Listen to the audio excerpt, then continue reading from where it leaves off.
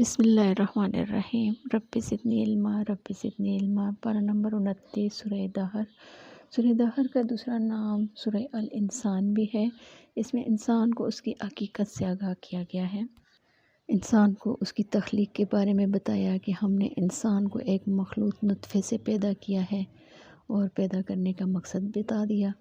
وہ کیا ہے کہ امتحان لینا، یعنی یہ دنیا انسان کے لیے کیا ہے؟ امتحان گاہ ہے۔ نہ ہی دارالجزا ہے، نہ ہی دارالعذاب ہے، نہ ہی چراگاہ ہے، اور نہ ہی تفریح گاہ ہے، بلکہ کیا ہے؟ امتحان گاہ ہے۔ جس چیز کو وہ عمر سمجھتا ہے، حقیقت میں وہ اس کا امتحان کا وقت ہے، جو اسے یہاں دیا گیا ہے۔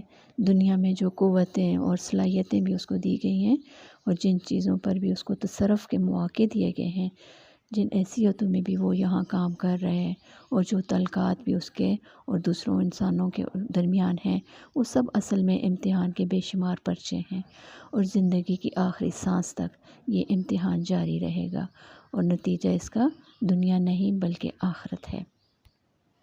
پھر آگے اللہ تعالیٰ فرماتے ہیں کہ دنیا کو امتحان گاہ بنانے کی غرض سے میں نے انسان کو سننے اور دیکھنے والا بنایا، اسے راستہ دکھایا، خواہ وہ شکر کرنے والا بنے، خواہ کفر کرنے والا بنے۔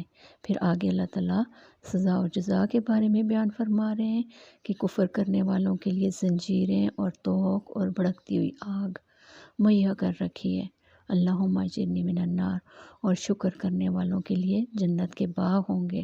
اللہ تعالیٰ آگے فرما رہے ہیں کہ میں اپنی رحمت میں جسے چاہتا ہوں داخل کرتا ہوں، اور ظالموں کے لیے دردناک عذاب مہیا کر رکھا ہے۔ اگلی صورت المرسلات ہے، اور اس صورت کا موضوع بھی قیامت اور آخرت ہے۔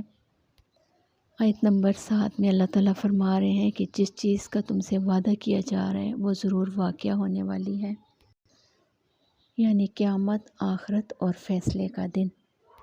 اور فیصلے کے دن کے متعلق اللہ تعالیٰ فرما رہے ہیں وَمَا أَدْرَكَ مَا يَوْمُ الْفَصْلِ، کہ تم کیا جانو کہ وہ فیصلے کا دن کیا ہے۔ اس فیصلے کے دن کے بارے میں اللہ تعالیٰ اگلی آیت میں فرما رہے ہیں کہ وہ تباہی کا دن ہے جھٹلانے والوں کے لیے۔ اس صورت میں اللہ تعالیٰ بار بار جھٹلانے والوں کے لیے تباہی کا لفظ استعمال کر رہے ہیں کہ وہ دن جب تارے ماند پڑ جائیں گے، آسمان پھاڑ دیا جائے گا، رسولوں کی حاضری کا وقت آ پہنچے گا، انسان نہ کچھ بولے گا اور نہ ہی موقع دیا جائے گا کہ کوئی عذر پیش کر لے۔ انسان کو وہی کچھ ملے گا جو کچھ اس نے آگے بھیجا ہوگا۔ اللہ تعالیٰ ہم سب کو اپنی رحمت کے سائے میں رکھے۔ اگلی صورت سورہ النبا ہے، اور اس کا موضوع بھی قیامت اور آخرت ہے، اور اس کے ماننے اور نہ ماننے والوں کو نتائج سے خبردار کیا گیا ہے۔ سورہ النبا سے ہمارا 30واں پارہ شروع ہو جاتا ہے۔ عَمَّا يَتَسَاءَلُونَ عَنِ النَّبَإِ الْعَظِيمِ الَّذِي هُمْ فِيهِ مُخْتَلِفُونَ كَلَّا سَيَعْلَمُونَ ثُمَّ كَلَّا سَيَعْلَمُونَ۔ ترجمہ: یہ لوگ کس چیز کے بارے میں پوچھ گچھ کر رہے ہیں؟ کیا اس بڑی خبر کے بارے میں پوچھ رہے ہیں؟ مختلف چیمہ گوئیاں کرنے میں لگے ہوئے ہیں؟ ہرگز نہیں، عنقریب انہیں معلوم ہو جائے گا۔ ہرگز نہیں، عنقریب انہیں معلوم ہو جائے گا۔ خبر سے مراد قیامت اور آخرت کی خبر ہے، یعنی وہ قیامت، وہ آخرت جس کے بارے میں پوچھ گچھ ہو رہی ہے، چیمہ گوئیاں کرنے لگے ہوئے ہیں، انہیں پتہ ہی نہیں ہے، وہ ان کے قریب ہی ہے۔ اللہ تعالیٰ فرماتے ہیں قیامت کا وقت قریب ہی ہے، بے شک وہ مقررہ وقت پر آئے گا، جس روز سور میں پھونک مار دی جائے گی، پھر تم لوگ فوج در فوج نکل آؤ گے، اور آسمان کھول دیا جائے گا، حتیٰ کہ وہ دروازے ہی دروازے بند کر رہ جائے گا۔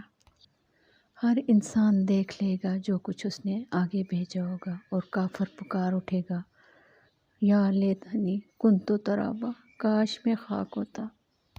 اگلی صورت النازعات ہے، قیامت اور زندگی کے بعد موت اس کا موضوع ہے۔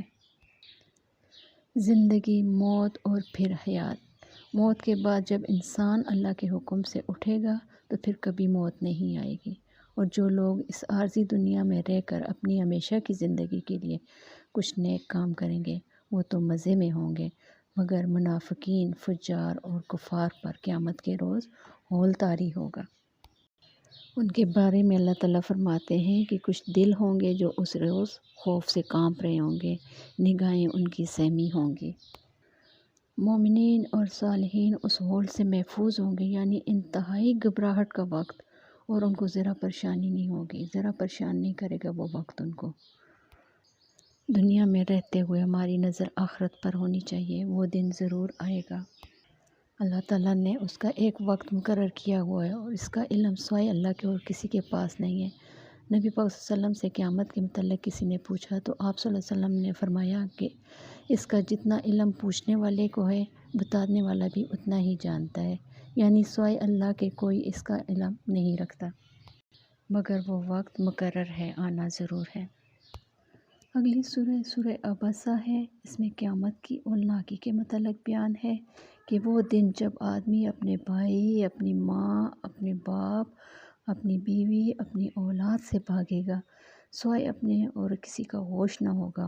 اولاد کو ماں باپ سے، شوہر کو بیوی سے، اور ماں باپ کو اولاد سے خطرہ لاحق ہوگا کہ کہیں یہ کم بخت ہمارے خلاف مقدمے کے گواہ نہ بننے والے ہوں۔ اگلی سورہ التکویر ہے، موضوع آخرت اور رسالت ہے۔ اللہ تعالیٰ فرماتے ہیں اذا الشمس کورت، جب سورج لپیٹ دیا جائے گا، جب تارے بکھر جائیں گے، جب پہاڑ چلائے جائیں گے، اور جب 10 مہینے کی حاملہ اونٹنی اپنے حال پر چھوڑ دی جائے گی، اور جب جنگلی جانور سمیٹ کر اکٹھے کر دیے جائیں گے، جب سمندر بھڑکا دیے جائیں گے، اور جب جانیں جسموں سے جوڑ دیے جائیں گے، یعنی کہ انسان جب دوبارہ زندہ کر دیے جائیں گے، اور جب زندہ گاڑی ہوئی لڑکی سے پوچھا جائے گا کہ وہ کس قصور میں ماری گئی ہے۔ اس آیت میں شدید غضبناکی پائی جاتی ہے کہ وہ والدین جو اپنی بیٹیوں کو زندہ قتل کرتے ہیں۔ بیٹی کو زندہ گاڑنے والے ماں باپ اللہ کی نگاہ میں اس قدر نفرت ہوگی ان کے لیے کہ اللہ تعالیٰ ان سے نہیں پوچھے گا، بلکہ معصوم بچی سے پوچھے گا کہ بتا تو کس جرم میں قتل کی گئی ہے۔ پھر وہ اپنی داستان سنائے گی کہ وہ کس جرم میں ماری گئی ہے۔ اللہ کے نبی کی حدیث ہے کہ جو شخص بیٹیوں کی پیدائش سے آزمائش میں ڈالا جائے، پھر وہ ان سے نیک سلوک کرے تو یہ اس کے لیے جہنم کی آگ سے بچاؤ کا ذریعہ بنے گی۔ اگلی آیات میں قرآن کا نزول اور نبی پاک صلی اللہ علیہ وسلم کی بعثت کا بیان ہے کہ یہ اللہ کا بہت بڑا احسان ہے۔ اللہ تعالیٰ فرماتے ہیں کہ فی الواقعہ یہ ایک بزرگ پیغمبر کا قول ہے جو بڑی توانائی رکھتا ہے، عرش والے کے ہاں بلند مرتبہ ہے۔ اگلی آیت میں اللہ تعالیٰ فرماتے ہیں کہ یہ قرآن تو سارے جہان والوں کے لیے ایک نصیحت ہے، تم میں سے ہر اس شخص کے لیے جو راہ راست پر چلنا چاہتا ہو۔